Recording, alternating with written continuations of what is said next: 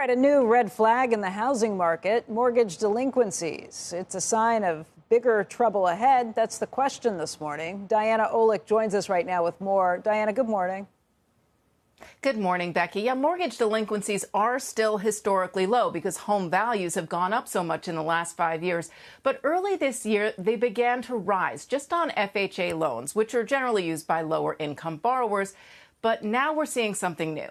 In May, a significant jump in the early stage category of all delinquencies. That's 30 to 59 days past due, and according to a new report from VantageScore.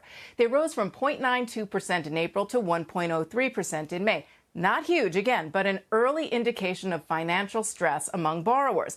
What's more concerning, though, is that these delinquencies were led by borrowers in the near prime, prime, and super prime segments. That is, the least risky borrowers with the highest credit scores. So that suggests that this short-term financial stress is possibly beginning to affect even them.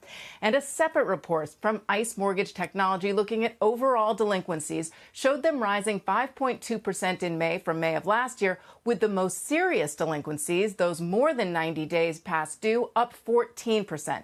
Again, delinquencies and foreclosures are still at very low levels. But as more consumers face financial challenges and as it gets harder to sell a home, which it is now, these numbers could get worse. Becky?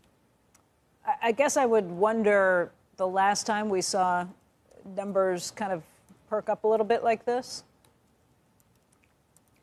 Well, obviously, we had at the start of the pandemic, we had a lot of numbers perk up like this. But then you had the mortgage acts from the government, which backed up people, gave them moratoriums for a year or two and allowed them to get back up to speed on their mortgage payments. Before that, of course, was a Great Recession and the subprime mortgage crisis. This is nothing even close to that.